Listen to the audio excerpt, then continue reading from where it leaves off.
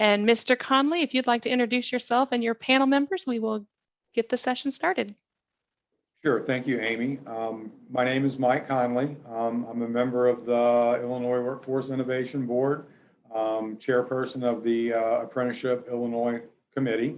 I also own a small newspaper and coffee shop in Southern Illinois, and I am the Workforce Engagement Director for Kaskaskia College. So I'm a busy person and pretty much going from one job to another most of the time.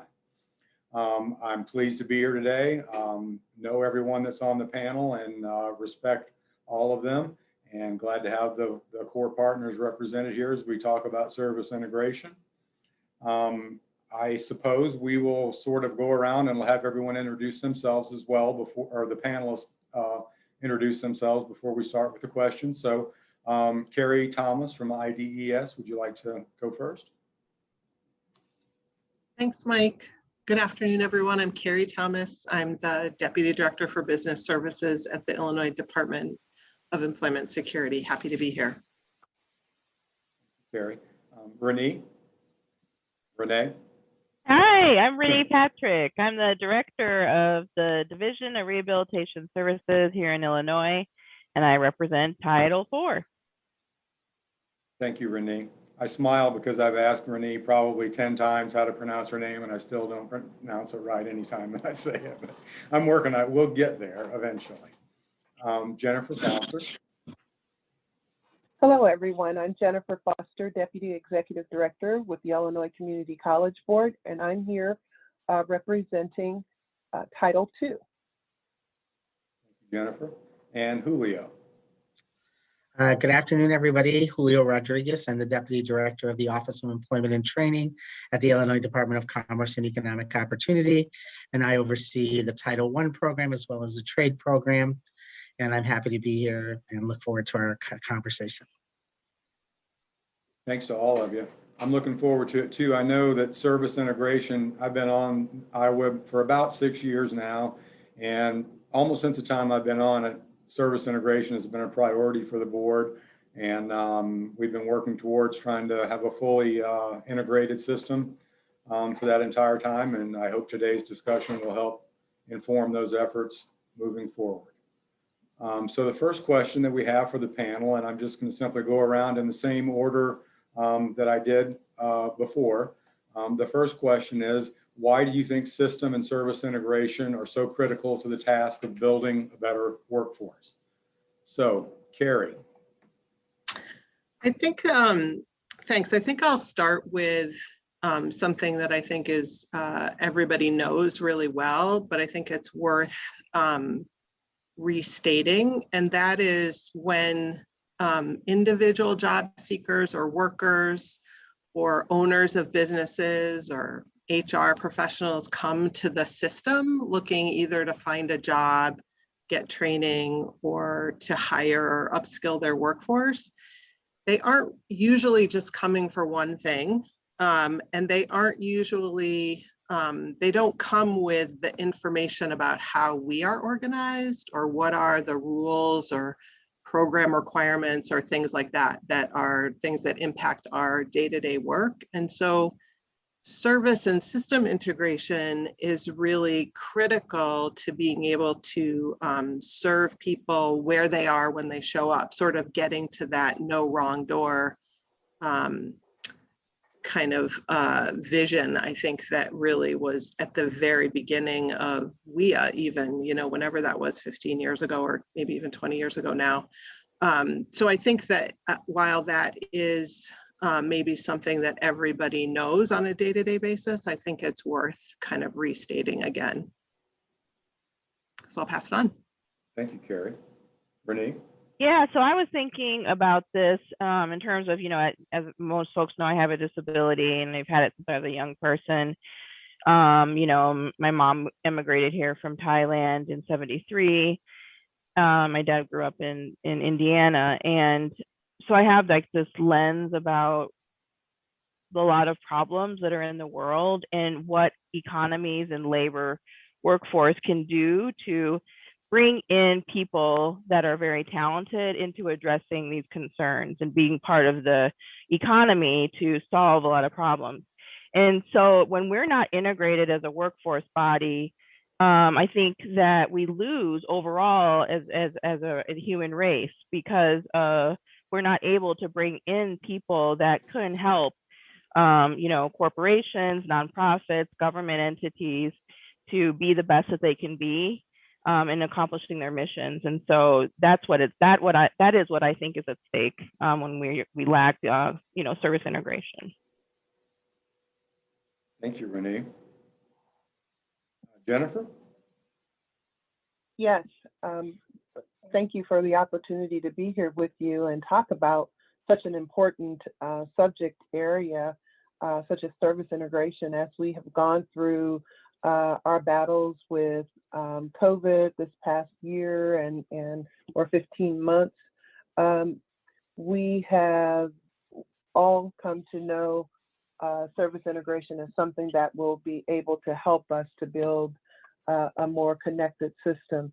And as we have moved through or continuing to move through these last 15 months and beyond, we are always perplexed with making certain that we are serving our participants and our students well.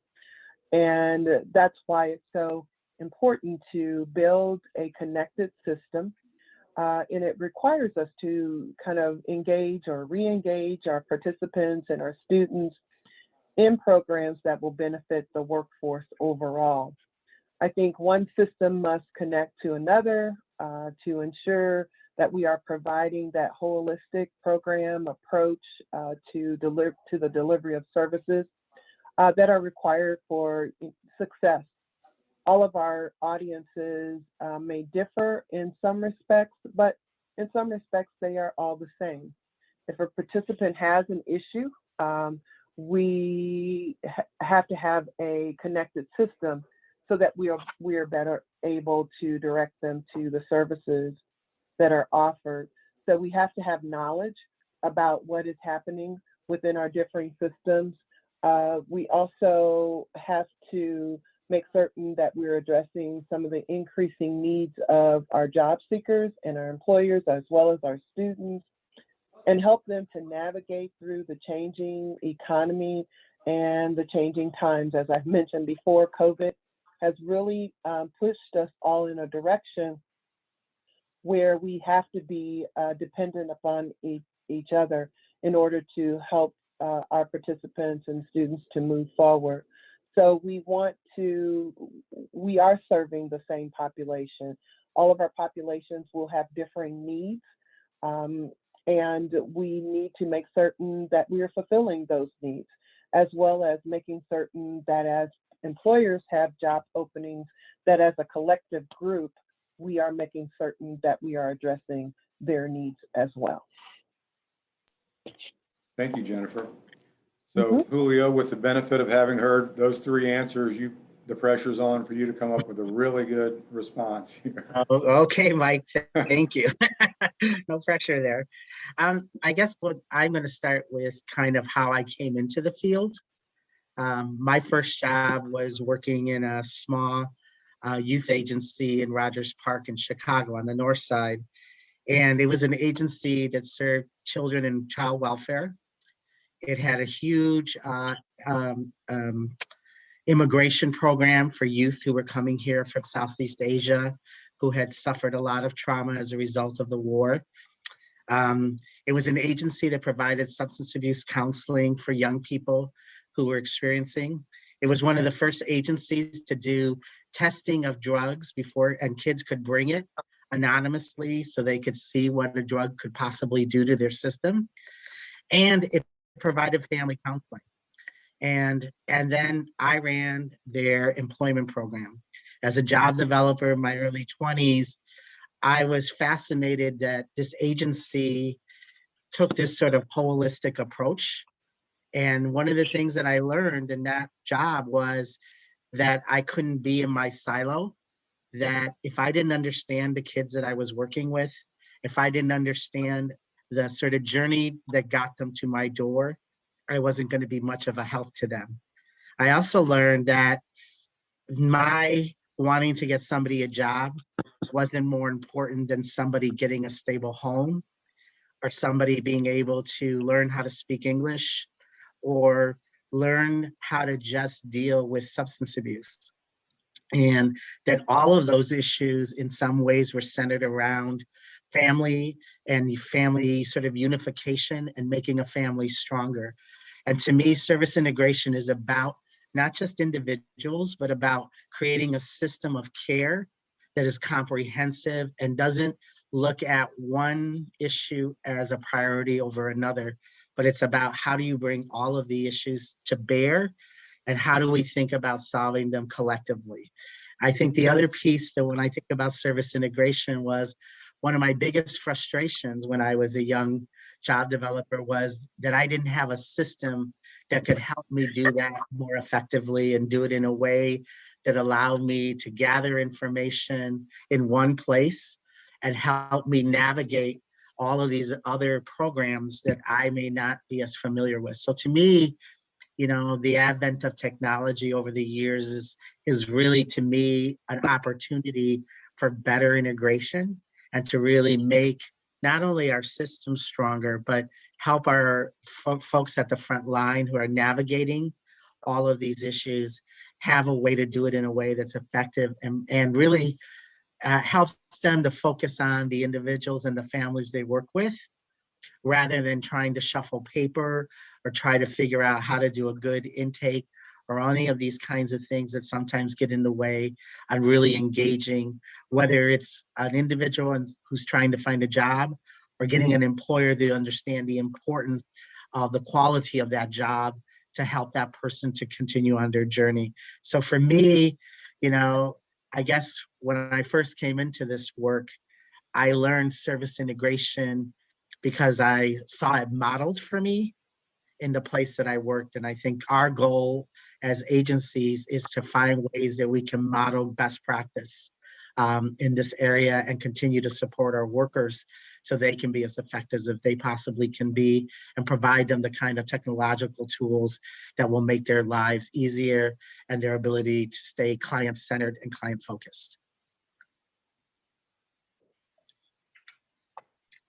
Thank you, Julio. So Amy has admonished me to change the order around as we go. So I'm going to try to do that on the second question here. The next question we have is a really important one because it's going to inform how all of us are going to, the prism, we're going to see this through going forward. What do you see as obstacles or barriers to successful service integration? So Rene, why don't you start us off this time? You're muted, Rene. Yes. So thank you. So some obstacles that I would say having, you know, just from my position in Division of Rehabilitation Services, you know, one where we are focusing on employment for people with disabilities. You know, we see every day that, you know, just basic, you know, bias or stigma, disability stigma amongst just everyone in terms of believing that people with disabilities are capable of employment.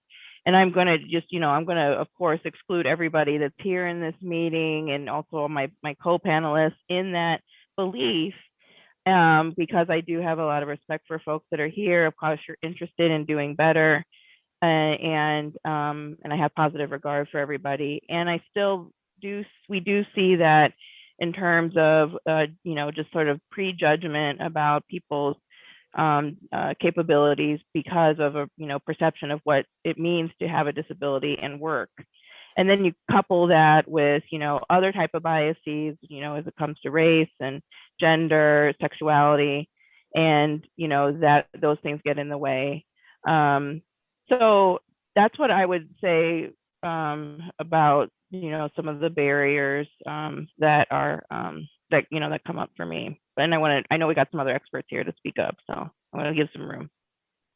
Thank you, Rene. Jennifer, you want to take a swing at that one? Barriers and obstacles? Sure, I'll take a swing at it. We'll we'll see what we come up with here. But I think just kind of piggybacking on something that Rene was saying, Title II is an education program, and we often are working towards making sure that adults without a high school diploma or English is not their first language spoken in their home, or those that lack basic skills. Oftentimes what we're focused on the educational piece and trying to get an individual on a pathway. And with service integration, I think that the key is how can education, workforce, voc rehab, and Department of Human Services, how can we all just work together to make certain that we're developing a pathway for all of our, from a Title II perspective, all of our students, as well as all of the participants. We have to one of the things that I think that sometimes is overlooked is that we all have these differing structures, and we have to understand each of those systems and those structures. Much like I work within a community college system office, and within each of our community colleges, they have differing departments. And so it's, we have to understand where we are as in all of the different areas within a community college system. So you have your career and technical education, you have your workforce side, you have your academic side, you have your student services side. So you have to definitely making certain that you understanding all of the differences. And sometimes that can become an obstacle, because if you have, differing reporting requirements, if you have differing missions or vision, it's best that we all have that common way that we're looking at things so that we can make certain that we're moving in the right direction. The systems have been established already, and looking back this morning at our unified plan, we have service integration all the way through that plan. So we have the systems in place, and we're ready to go. We need to understand what we can do together, because in most cases, as stated before, we share the same participants. Helping participants to know there is no wrong door approach. I think that is important. And sometimes, if we go in through differing offices, it is thought that this is, oh, I have to go to this office, then I have to go to that office. So I think that is sometimes maybe an obstacle for students. And honestly, with what we do, and we're businesses are at the forefront, but as we take a look at things, we're also taking a look at our participants and our students as well. How can we make them successful? Making them successful means just moving in, helping them to move in the right path or along the right path. The world of work is changing. We've talked about COVID, and under Title II, we have had some issues with enrollment challenges over this last few months. Having to go from a face-to-face format from an educational perspective now to an online format, not being able to do assessments and things of that nature. And so how can we help each other to reach our goals? And how can we make certain that we are recruiting and helping each other with referral systems, I think is very important. And then we need to also look at, in terms of what we do in terms of services, is equity and diversity. Who are the folks that are accessing the services that we are offering, making certain that we understand who we're providing those services to. Thank you, Jennifer. I'm going to go to Julio now, and the question is the same, Julio, but address some of the systemic barriers, I guess, the things that like logistical issues that get in the way of service integration, and how you think we might be able to go about solving those. Okay. So I think, you know, to a couple of things. One, I think one of the challenges that we have as a system as a whole is what is our brand and who are we? I think the challenge I see often is that people, when they talk about the workforce system, they immediately sort of start to break it apart and start to put it into silos. And that's partly because there's not a clear sense of who we are as one. So to me, one of the systemic issues we have is around how do we represent everything that is here, do it in a way that really is clear enough so that someone can understand that we are one system and not multiple programs. I think we have to move away from marketing programs and marketing really a mission and a vision that we have for how we work together. So to me, that is a systemic barrier because we spend a lot of time marketing programs as opposed to marketing our vision and our missions as a collective body. So I think one way that we could really break that barrier is to really think about how can we better align our investments around marketing and around some of the issues that we're struggling with, and really invest some and really you know, resources into this effort. I think the tendency in government is that we don't invest enough in really getting our messages out and doing it in a consistent way and in a way that people really understand and really see us as one sort of system. Another area that I think, and Jennifer mentioned this, is the area of equity. I think one of the things that we do is we're good at counting who we serve and putting them in the different boxes, but we really don't measure equity.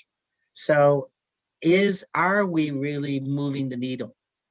You know, so yes, we serve a variety and a diverse population, but is the quality of the jobs, is the quality of the workplace really improving the quality of life for the individuals that we work with? So I think it's about setting metrics that really talk about equity and not just about who we get into the various programs and services that we have. So it's about measurement of real quality of change. And that's, I think, something that the board and many of our agencies are starting to really grapple with, is around how do you measure real impact and not just service. So I think that's one of the systemic issues that we really have to address. I think the other thing that we really need to look at is what are we doing to really elevate the work that's really helping people and move the needle. We haven't done a good job of looking at great models that we have going on in the state and elevating them in a way that really helps them get integrated into the business model across the system. So I'll go to Southern Illinois and see a great program and think, wow, this is an amazing thing. But I haven't found a way to replicate it so it becomes a business model and a business practice that happens in every place within Illinois. And so part of it is how do we take the successes that we're having locally and amplify them and integrate them into the business models across the state. The other thing that I've been really struggling with is, you know, the quality of jobs. You know, we need to really begin to develop measurements for what is a quality job and what is a true career pathway. And not just about that this is a high growth, high demand job, but is it a job that will really help a woman with 3 children really go up a career ladder? Or is the industry still not creating the kinds of policies that really invest in an individual being able to be their full self? And that's also ties to something that Rahnee said about stigma. It's not about just opening the door for someone with a disability, but it's about creating the environment that truly supports them as a whole individual and sees them as an equal. And I think those are the kinds of things that we have to do on the business side. We need to have real metrics for quality of work, quality of workplace, and quality of advancement. I think the other thing is in an area that I think we are going to see as part of the recovery is what do we mean by supportive services? I think the whole definition of supportive services is going to have to change, and how we do it, how we fund it, and how it's maintained throughout the life of someone's career. It's not enough to put all the supportive services at the front end, but how do we create it as, we always talk about lifelong learning. We really need to think about lifelong support so a person can really continue on a career path and not just help them get there in the beginning, but how do we support them across their career? And then lastly, an area of challenge that I think that we have is around technology. Right now there is so much noise in this space. If I have one more vendor tell me that they have solved all the problems that Illinois has around technology, actually, if I had a nickel for every one of those vendors, I actually could buy probably the technology that I need to help that happen. But I think technology, and more importantly, figuring out what is the right technology and what can we as a collective system invest in that really will not only help us in the immediate, but also be able to evolve with us as we continue to grow in the future. And then lastly, I would say the other concern I have is around AI and the advancement of automation and the impact on what that will do to many of the folks that we serve that felt left behind before COVID and are in real risk of being left behind going forward. So those are just some of the thoughts and things that I think both are challenges and opportunities for us. Thank you, Julio. Really important distinction there, I think, about qualitative assessment as opposed to quantitative assessment. We're all really hung up on data, and rightfully so. I mean, that's the way we measure things, but it also puts us in a position where sometimes we lose sight of what we're actually doing, and we're looking at numbers instead of human beings. So I appreciate your message there very much. Carrie, please. Well, a lot has already been said that I really agree with and have reflected on. I'd also just like to reflect as my co-panelists were all talking.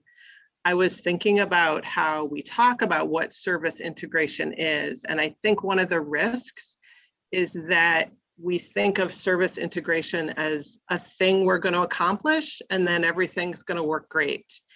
And really, it is what my co-panelists were really describing is having different kinds of processes so that we can solve challenges along the way and changes along the way, whether they are policy changes that affect the programs or funding changes that affect the programs, or the big challenge that I'm always thinking about is how the labor market changes and changes relatively rapidly. And that really changes what job seekers need, what workers need, what employers need. And in order to be responsive, we have to have an integrated way and an integrated culture almost to be able to respond together as partners and as collaborators.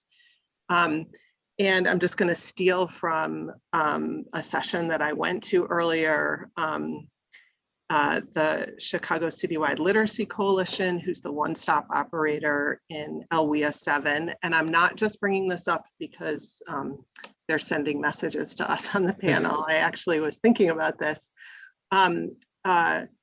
They talked about the process of getting from isolation to integration. And I thought they did a really nice job of describing what all the steps are to get there. And that those steps are about how we work together and how we relate to each other. And I just thought it was a really nice way to see the work, to see a culture of how we work together and the evolution of that. So when I think of a barrier to service integration, I think of our expectation about what it is going to be, and it is somehow going to make our lives easier in some way. Yes, in some ways, but it's also going to mean simply a different way to work and work together. And if we do it right, then we build it into all of the ways we do business. So we build it into how we onboard and train our own workforce, how we support our own workforce, so that if we have transitions in our workforce, it's not like starting from ground one. It also allows us, kind of to Julio's point about technology, you know, technology changes faster than anything, right?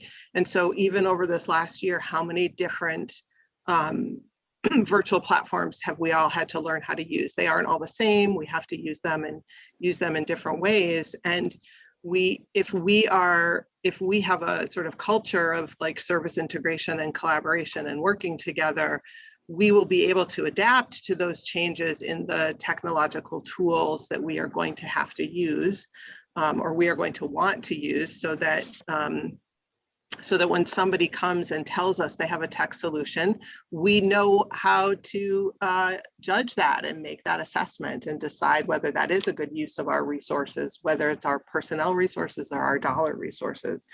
I also think a lot about, and Mike, thanks for flagging that, around data and how we use data. I think one of the other challenges is that, and this isn't really just about service integration, I think this is just the context that we're always in, is that everybody wants data-based decision-making. And I think that is correct, and data is both numbers and qualitative information. But are we actually really investing in the tools we have to do that, the processes that we use? Do we spend time on looking at data together? Do we spend time on asking questions of it? Are we afraid that it'll be taken as a critique? Or seen as a critique, or do we see it kind of as our friend? And do we really own what the data tells us and then do something with it? And that requires an investment of a different kind, not just running numbers and showing them, but really taking some time ourselves with our coworkers and our colleagues to really understand what it means to us, and listening to each other about how they interact with and see what the data means, and then figure out how to apply it to the services that we're designing or providing or wanting to improve. And then lastly, I would just say I think another barrier, and I think Julio mentioned this a little bit as well, actually probably you all did, is that service integration already happens and is happening and has happened in many small and major ways. And so I think another challenge is to not lose sight of what has already been accomplished and gets accomplished by folks at the front lines of our systems all the time, despite barriers that might be in their way, and to make sure that we're lifting that up and like lifting that into the practice in the kind of in the system. So I'll end there. Thanks. Thanks, Carrie. Well said. And it leads into, I'm going to just kind of step aside here for a minute. We've got a number of questions in the chat, so I was just going to address a couple of those. And one of them, certainly Carrie's comments speak to. Robert Guzman asked, there's a consistent frontline staff turnover in WIOA that interrupts service integration, momentum, and progress. How can all titles work together to address staff turnaround, prevent burnout, and promote career advancement in the WIOA community? So that's not asking very much, but say, Jennifer, you want to go first on that question? Robert, that is a very loaded question that you have. And in thinking about it, I think opportunities, when, if we're addressing the preventing the burnout, and is the opportunities to be able to engage with each other as a part of the different titles. Sometimes we all have our perceptions about what's happening in someone else's area or someone else's storefront. And sometimes we don't know what another is experiencing. That's the reason why it's so important that these opportunities, these professional development opportunities, are times where we can interact with each other and try to come up with systems and things where we can help each other. I think I mentioned that adult education is experiencing, and as with all of our programs, experiencing some enrollment declines. And so that is the opportunity, I think, that as our systems are working together, we can come up with a clear message as to, how we're going to help each other with enrollment. How are we going to look at the service population that we're actually serving and making certain that we are serving the right people and not just the ones that are the easiest to serve. I think that's important to do. So I think, of course, we could definitely strengthen policy, but we don't want to strengthen policy to the point where it prohibits the activities that occur, especially at the local workforce level. But there's always a way to strengthen those policies. So that's my stab at it, Robert. But I'm pretty certain that there are a lot of things that we can do, and maybe some things that we just cannot do. But I think for me, it's the opportunities to have folks to work together is very important. Thanks, Jennifer. So Carrie, I noticed you nodding your head when the question was asked, as if you kind of understood where he was coming from there, and I sort of do too. So trying to create that consistency as we deal with different personalities and different personnel in those frontline positions.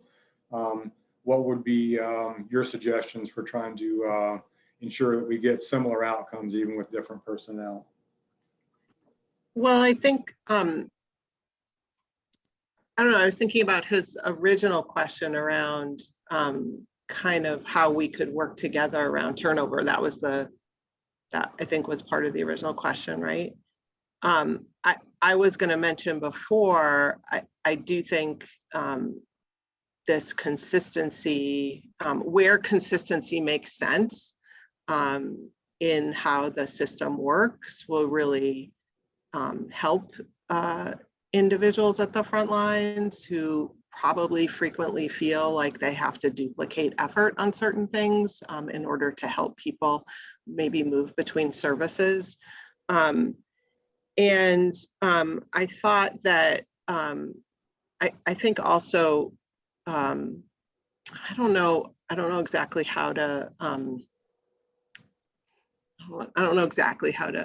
describe this, but it's like common tools that I think are regularly used at the front lines can be shared in different ways. And I'm not, I don't have a clear sense of, I think most people know I'm really new at IDES, so I don't have a clear sense of what works and what doesn't sometimes at the front lines of different systems. But I remember being surprised in my previous job about how frequently frontline staff who responded to surveys of our organization said that they preferred email as a communication method, like even still as all these other tools came about. So I think somehow thinking together with the frontline staff in all of our systems about what are some of the tools that really actually just work for them, and trying to consistently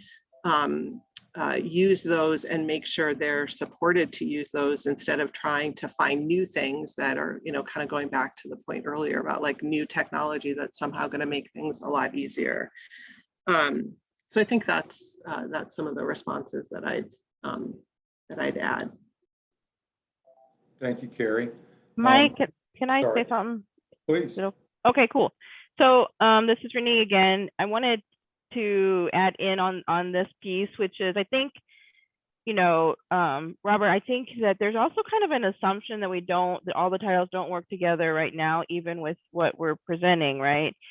And I do feel like I have learned a lot from my partners here as the director of the Division of Rehab Services. My technique coming in as a person with a disability who is essentially a product of this workforce development body, is that I looked at this as, you know, everyone's a human being in these organizations, and using best practices for leadership. So a lot of things around leadership have to do with how do you engage your employees in general. You know, our employees are talented, valuable staff. What can I do as your director to bring you resources that you need to stay engaged? So I have looked at it in a way of, you know, that kind of organizational development that I'm trying to utilize in my own division. And I have a lot, actually, I have some turnover in some of the parts of the division, but honestly, I have a lot of people who have been within the division for a very, very long time. And they have a lot of intellectual property that has benefited us. I mean, sometimes people, you know, have a solution that they use over and over again. And then, you know, here I come in, oh, I have all the answers. So then they're kind of like, oh, hold on, new lady. But, you know, there are those kind of conversations that I think has to happen from, you know, the top, from my end on the top of the organization all the way down to the very tips, and really ringing the bell of the mission is, you know, sort of, what do you call it? You know, best practice in terms of organizational leadership. So reducing the turnover rather than necessarily trying to account for it. Julio, how do we maintain a consistent through line there with changes in personnel? So for me, it's doing what we're doing today, and that's investing all of us on professional development and doing it collectively, and making sure we're integrating all of our sort of different perspectives and views, and having, you know, what's the saddest thing about these 2 days is it would have been wonderful to be able to like actually see you all in person, to have, you know, snuck away when I shouldn't have, to have a little bit of chit chat with Carrie or Rene and with Jennifer. I miss those moments where I have opportunities to network and brainstorm, and quite frankly, just to whine about my work. I think we have to create opportunities for people to come together and as professionals, and just one, to be able to learn together, because I think that's a very powerful thing. And then secondly, the ability to build our social capital. You know, I go back to, you know, one of the things that has been probably the thing that has helped me throughout my career is my ability to build social capital as a Latino young man in an area that didn't have a lot of people who look like me in the field when I got started. But it was my ability to pull people into this field from that group that I belong to, and continuing to do that. So the other thing I think that all of us need to do, but most of us, especially in the sort of management area, is we need to think about career paths within our own organizations. Who are we helping to mentor? Who are we helping to coach into their next slot? Because I think turnover is about people not feeling there's opportunity for growth. So we need to find ways to create those opportunities within our organizations, both at the state as well as the various institutions that represent the system. You know, one of the beautiful things about our system is the diversity of systems.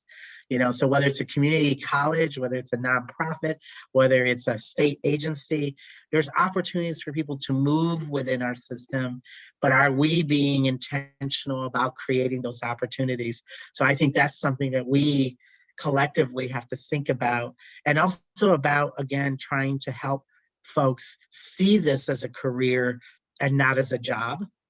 And so what are we doing to really help reinforce the opportunities this occupation, this career has for people who come into it, and really encourage them to stay and to grow in it?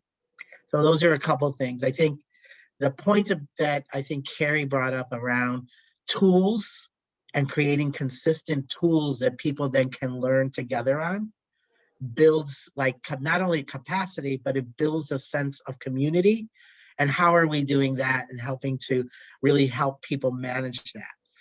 And then I think the last thing I would say on this particular point is around, going back and dealing with systemic racism. There are organizations that really have to address the fact, and those are ours included, state agencies, around that we've had a history that hasn't always valued people fully and hasn't always created opportunities for people's voices to be heard. So what are we doing to begin to break down those systemic barriers and really, really create real sense of belonging and inclusion within our organizations? And that's up and down the system. I think we all have to take a hard look about what's the environment and does everybody feel like a full participant in it? And how do we make sure that if they feel like they aren't being heard, how do we create opportunities for them to be heard? And so those are some thoughts I have. And again, I think as a collective body, and I'm very fortunate to have my peers here who I have an enormous respect for. And I really see not just as my colleagues, but as my friends, and that they've helped me build my social capital in a variety of ways.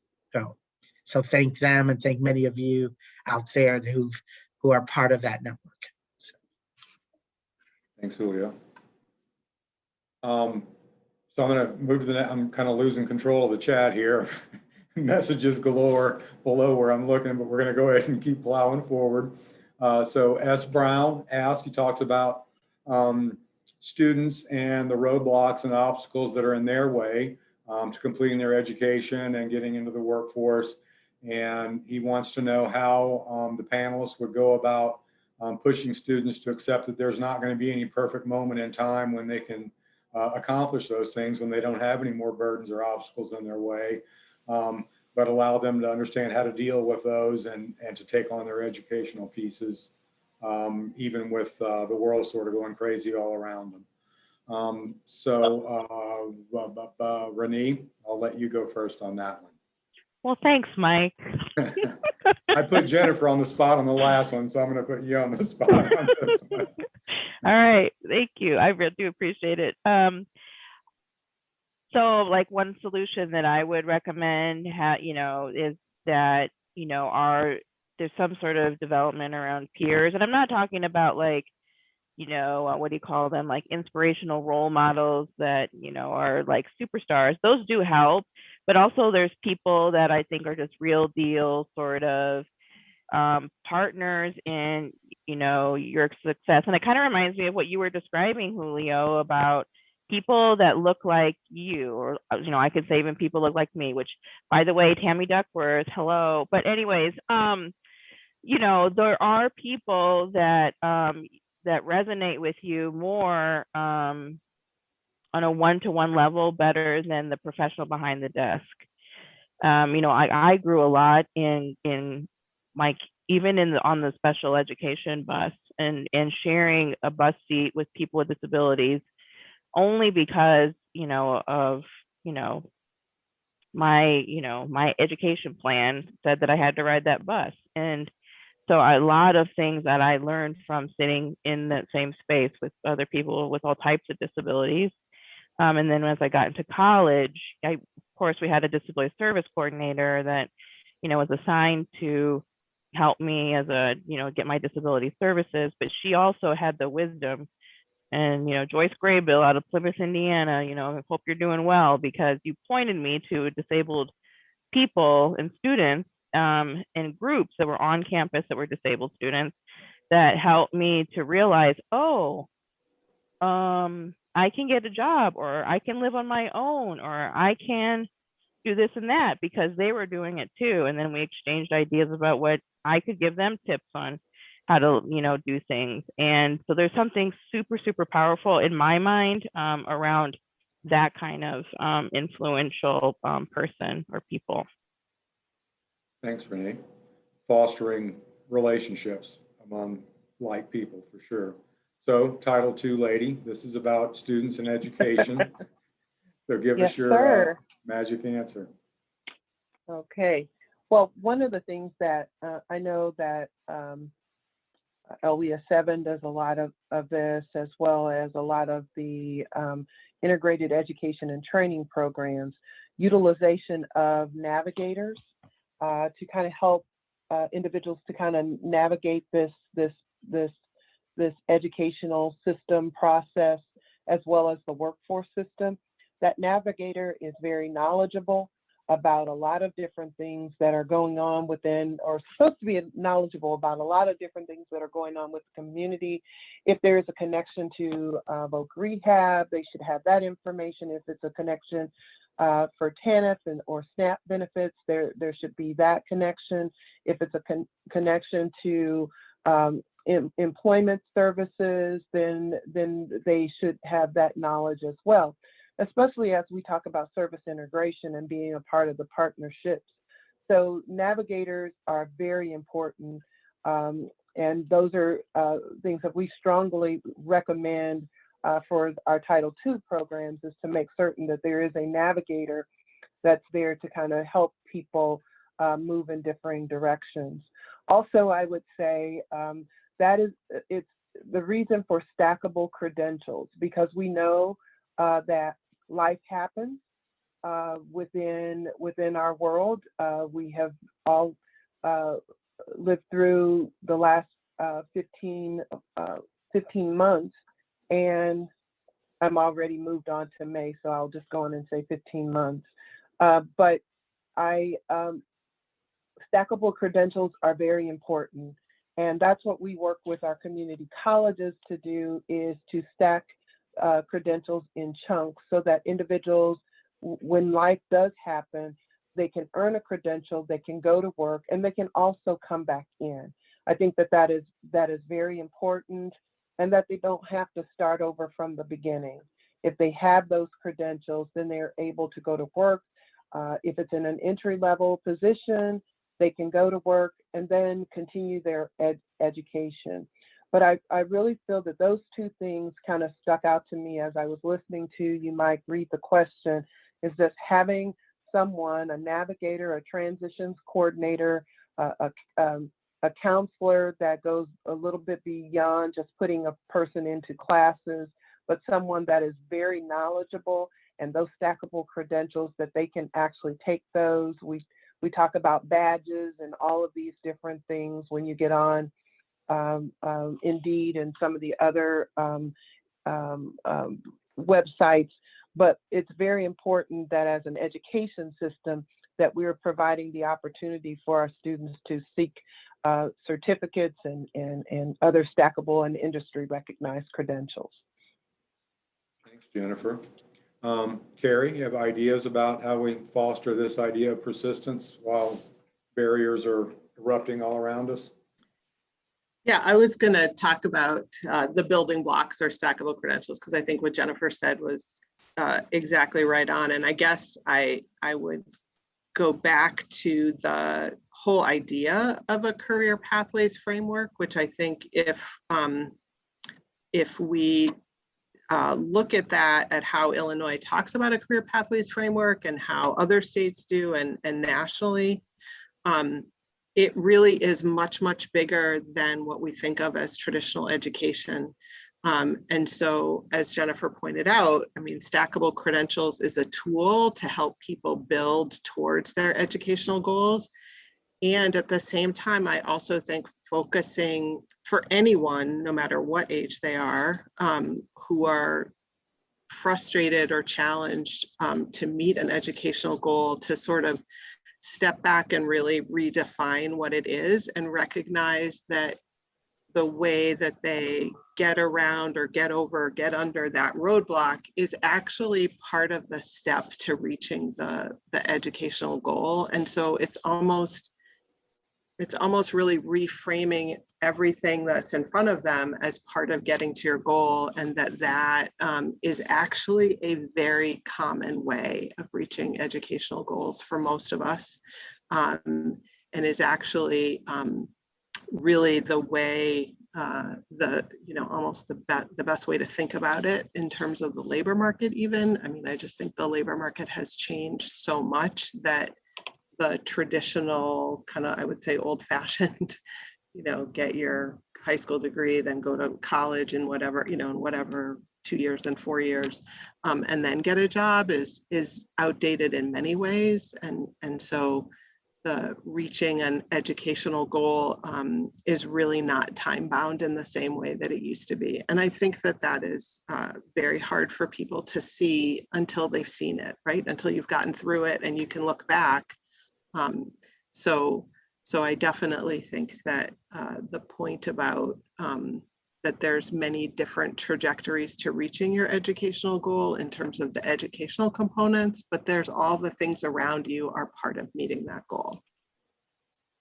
Thanks, Carrie. Julio.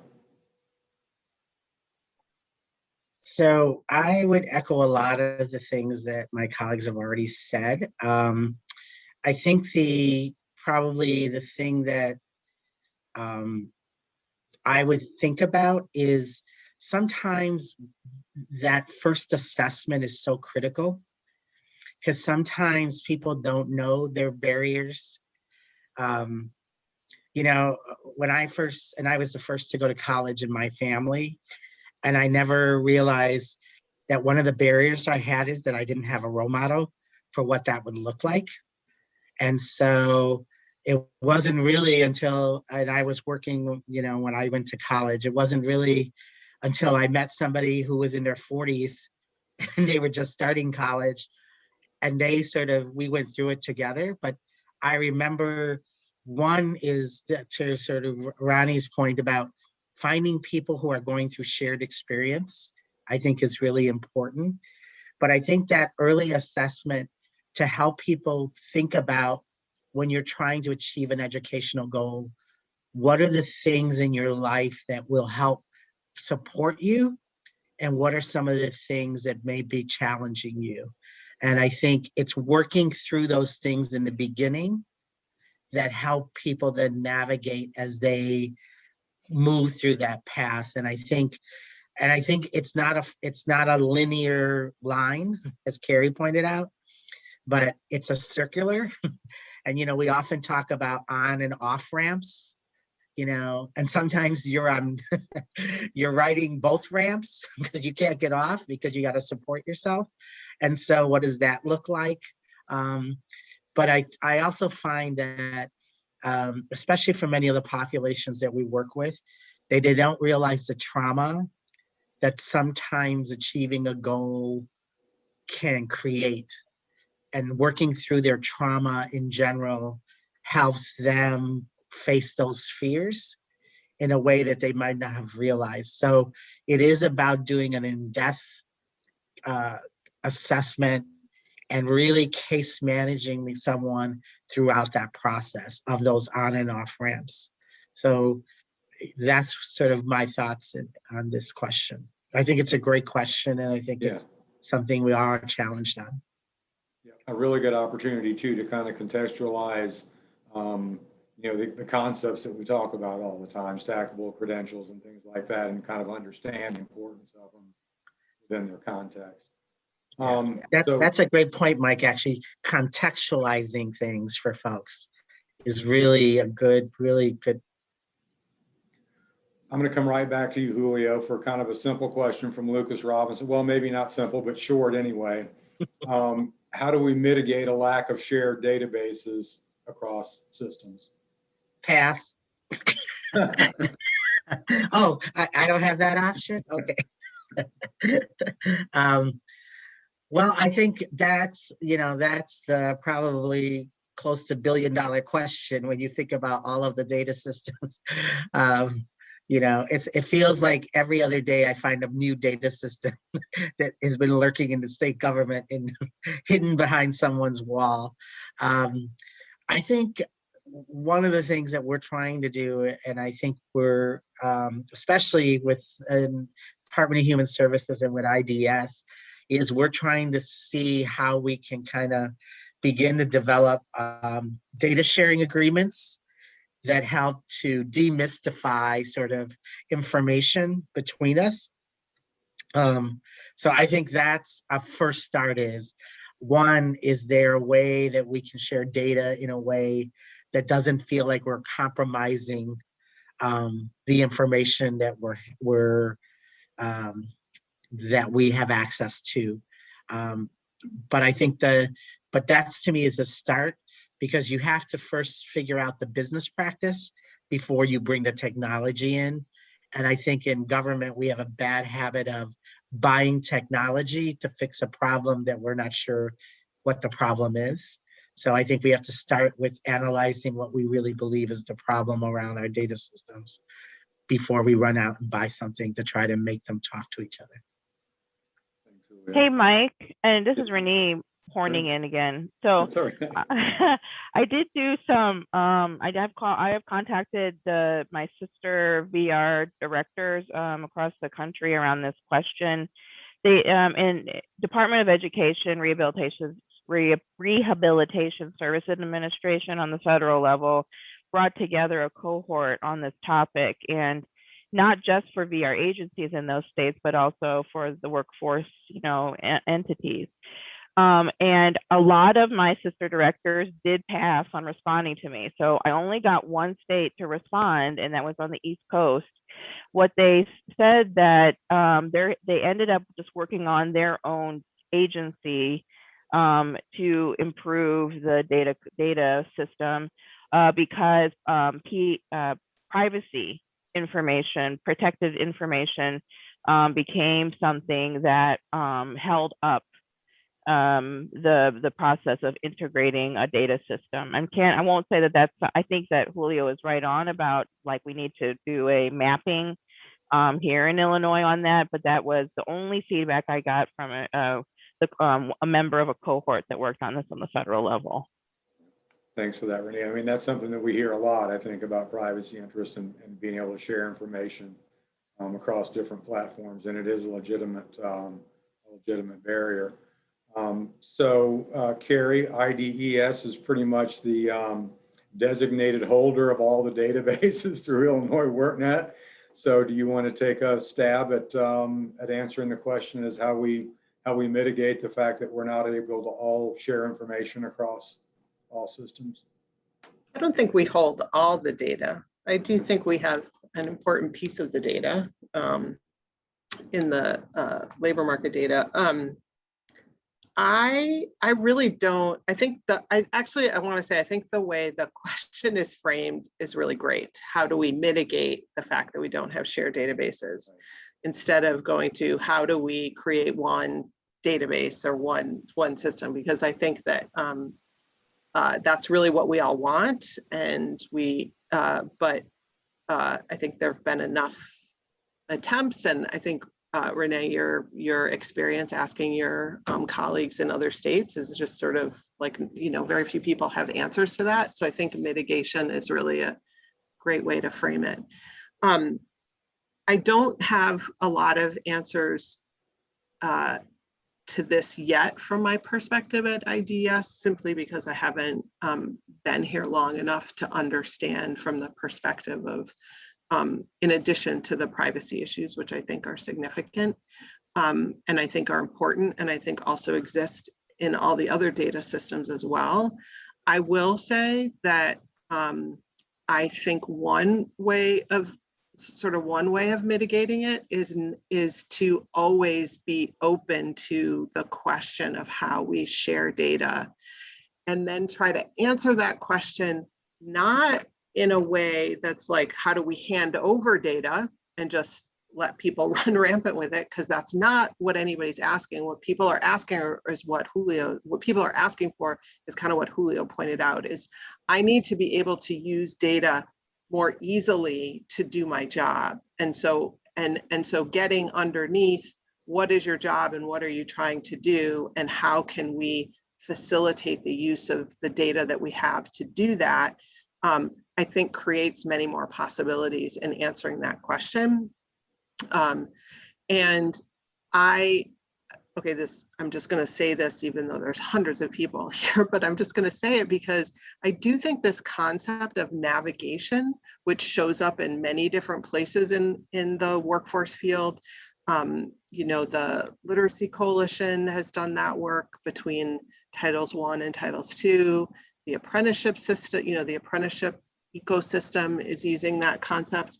And I think the reason it's kind of surfacing as an idea and a function that we want to see across workforce development is because we have had to provide new and different and innovative services under a lot of stress with fewer people. And I think it's because we realize that the people component is so important. And so I do wonder in this space where we have multiple different data sets that we want to talk to each other so we can answer important questions, if we need to think about better ways to navigate that at a systems level, which isn't only using our the legal contours of the question, like what can be shared and what can't be, and what do our shared data agreements say, and that kind of thing. But that there's more spaces to talk about how we do that, and those spaces aren't just theoretical research questions, but are also, and not just reporting questions like how do we report this data to our funder, but are also questions around what users are trying to, and by users I mean frontline staff, are trying to use data to like understand if they're doing a good job or not, or if something's working or not. So I really invite more thoughts about that and how we think about that, because this is really the one of the fundamental challenges of system integration. So thanks. Thanks, Carrie. Jennifer, you have thoughts on trying to deal with this question of not all of us being able to share the same information? Well, I think that the issue is, and it has been, we have spoke about it here, is we all have, memorandums of understanding where we all have these 6 common performance measures, and we have this information, and that information is included as a part of the MOU agreement. So we do have some areas of that we're sharing data amongst at the state level. But the question is how do we get that information back to the locals so that information can be utilized at the local level without jeopardizing any PII or personally identifiable information at the local level. Also, the SIC committee and the Continuous Improvement Committee of the State Workforce Board has taken a look at all of the data and looking at those performance measures, and are trying to make certain that we are keeping that data sort of front-facing information so that we can see how we're progressing as a system, an integrated system, so that we can make certain that, how are we meeting performance measures? We're even looking at what's the next step in this process. Now that we have all of the performance measures, what are some of the other behind the scenes things that we need to take a look at? And what types of tools and frameworks can we develop as a part of that committee that will be helpful to those that are at the local level? So that's what I would contribute. Thanks, Jennifer. The theme that seems to be emerging there is better communication, really, among system partners, and kind of understanding the relevance of the data, not getting a fire hose of information, but getting only the relevant pieces that you need to be more effective in what you're trying to do. So, okay, I'm scrolling through the text to see if I see other questions, and then we'll get back on. These are all on track, but we'll get back to the questions that we had posed ahead of time.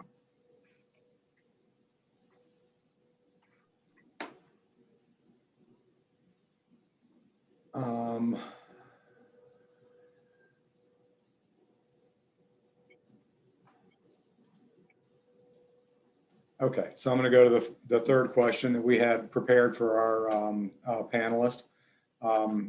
This is an important one to me because I'm someone who's from the downstate portion of the state and knows how totally different that is from the Chicago area, and how different it is from mid-state, and there are just all kinds of different challenges that we all have to meet in different locales. How do we meet the challenge of balancing the importance of local control and the diverse nature of the various regions in Illinois with the need for a fully integrated statewide workforce system. So how do we make this, this information or this integration of service work for people in Cairo as much as it does for people in Chicago? Julio, you want to start us off on that? Yeah, that's a good question. And I think it's one that it keeps me up at night, to be honest with you. I think I'm going to go back to an earlier point that I made about that I think there's a lot of really good work happening, and it may look different in Rockford than it does in Pekin, than it does in Mount Vernon, but there are elements of these models that are true regardless of where you live. And I think it's finding some of those key things that are common to all of the folks we serve, regardless of where they live in the state. I think it's more around what are the kinds of strategies that you deploy. So when you think of transportation down where you are, Mike, that's a whole different question versus somebody who lives in Inglewood in Chicago versus somebody who lives in Rock Island. And I think, so it's taking a common problem across the state and having dialogue about how can we universally create a set of resources that help you respond. I think part of the challenge is we have a lot of pre-described ways that you can use the resources. What we need to move towards is a greater flexibility around how you use resources to solve similar or common problems across the state. Childcare, we know, is a universal issue across the state, but how you solve it, depending upon where people live, is dependent on the capacity within the systems that are there. So in one case, it may be building more capacity in an area.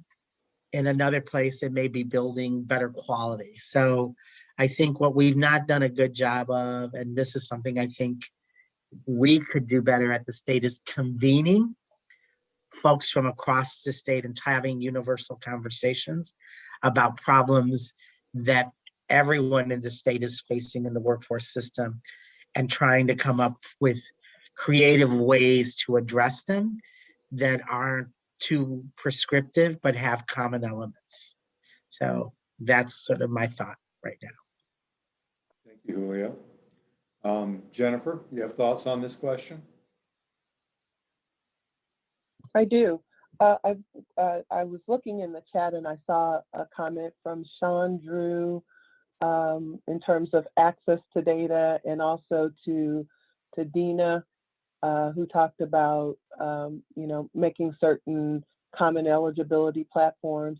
And I do feel that is an area where we have a challenge, and there are some states that are doing some great work there. So I wanted to make certain that we address those two comments. But in respect to this particular question, I think that I agree with what has been said thus far. Coming up, I think Julio was talking about childcare as being one of those issues that is universal for a lot of folks. I think we can also say transportation is one of those areas as well. But I would also say that as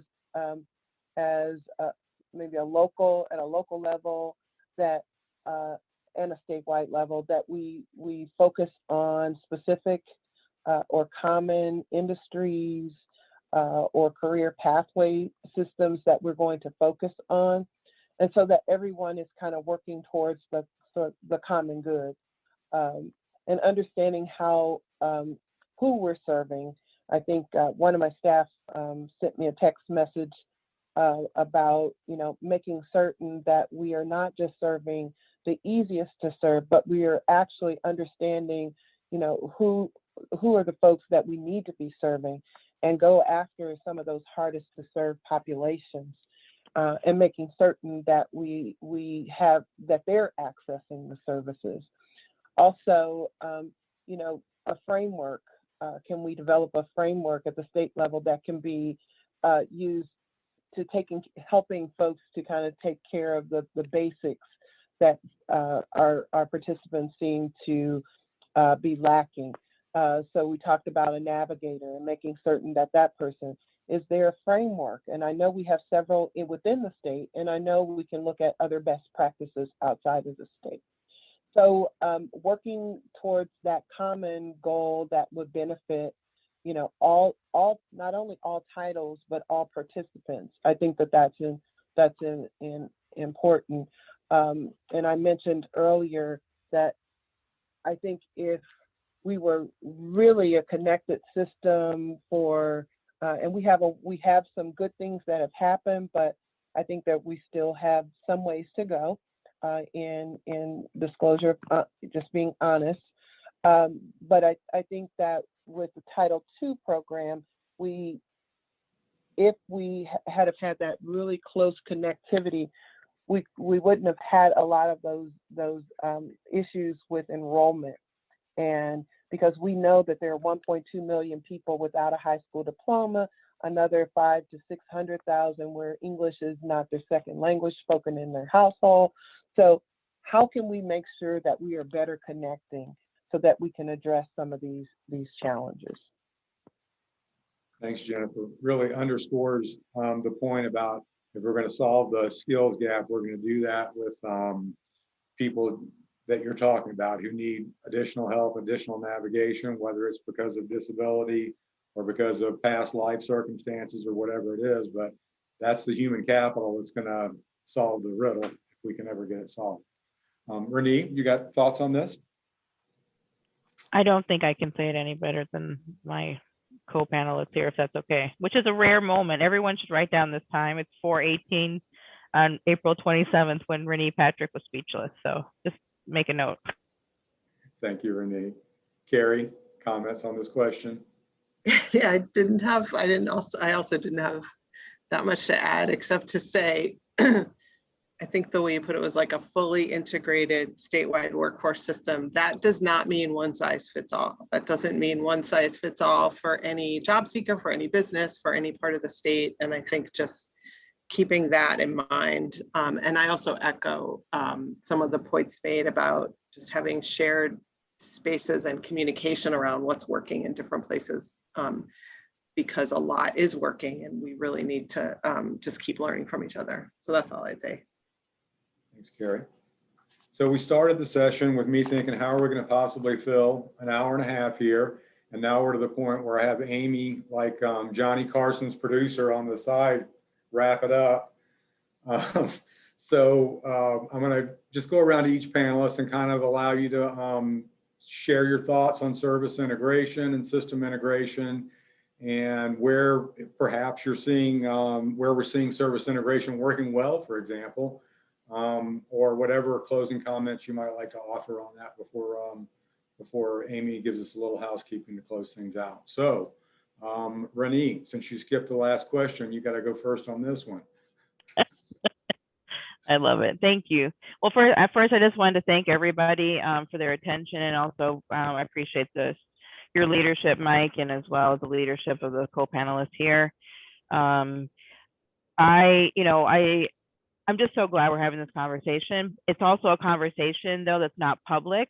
Often it's ones that we're having, like Julio described, like on phone calls or in situations from the local office level. Like, shout out to the frontline staff in the workforce bodies. They are working so hard and they're getting stuff done so many times on a successful level. Shout out to our customers too that are reaching out to us and saying, I need your assistance.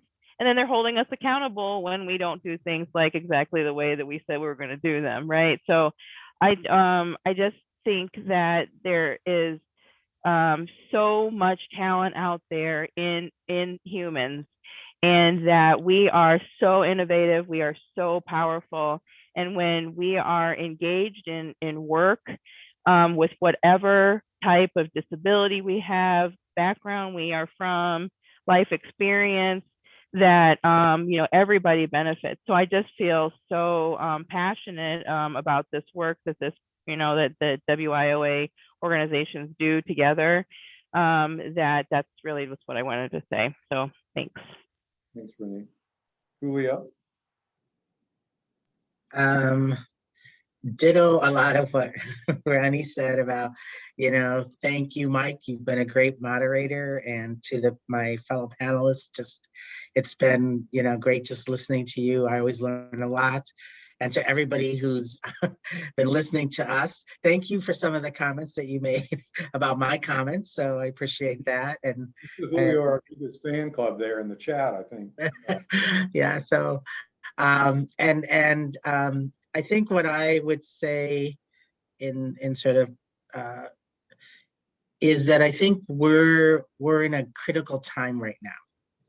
I think we're seeing change happen in places that we never thought possible. And I think that's because people are tired of systems that failed them. And I think it's time that we recognize that means that we're being held accountable, that I'm privileged to sit where I sit, and that never escapes me. And so because I sit where I sit, I know I have a responsibility to all of you, to the front line, to the people we serve, to make sure that I'm constantly pushing the needle to try to make things better and more effective, and to help people accomplish the goals that they want and not what the system wants. And that's not easy, but I feel very encouraged by the folks that I'm on this panel with, the folks on our state workforce board, the folks that are volunteering on our local boards, and then many of the professionals that are in the field. And I feel like one of the things that's really important to service integration is that we continue to have events like this, that we continue to figure out ways that we reach more of the front line. And then I think we have to find a way to get to the very people we serve in ways that are different than we have in the past, to get their input on how they see service integration. Because right now we're having the conversation without them, but how do we find ways to have the conversations with them? Because we're all invested in the same thing, which is the success of all of us. And we can't do that if we're not talking to each other. So in closing, I'm glad that we continue to have these conversations, but I think we need many more, and we need them in many places, and we need them with many groups of people. So thank you for the opportunity to serve you, and thank you for the opportunity to share some of my thoughts. Thanks, Julio. We appreciate your participation today and your leadership overall. So Carrie, and then we'll have Jennifer close this out.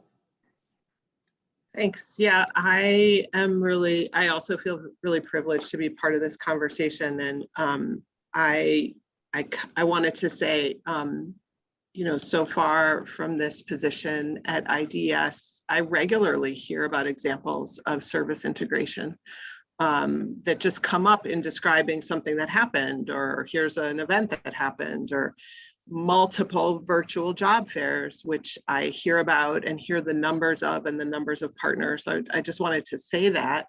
And, in some ways, every American Job Center or Workforce Center in the state is an example of some kind of service integration. And while some are more successful than others at doing true integration, I think what it means is we have plenty of places to continue to build that work. And then the last thing, I'm going to put another plug into the Literacy Coalition's session that they did earlier this afternoon, and just suggest to people that just go and look at the graphic that I mentioned before, because it really is, I think the terms that they used were going from isolation to communication to coordination to collaboration to integration. And I know that I'm going to go back and pull that down and just put that up, somewhere in front of me, just as a reminder to be thinking about where I am in any conversation on that continuum. And if there's something that I can do to move further along or invite a new partner into a conversation that isn't there, that might need to be there, that I haven't seen before. So, and the last thing I would just say, I really appreciate that so many people stuck around for this entire conversation this afternoon. This is really important. So thank you. Thanks, Carrie. Okay, Jennifer. Okay.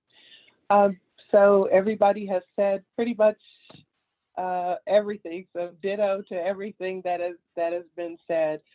Just to kind of reiterate, you know, it's not as if we don't all have a common goal. We know what our common goal is, and that we're trying to work for the betterment of Illinois, as well as the betterment of our participants and our students that we work with. We do work together, wanting to emphasize that. We do work together.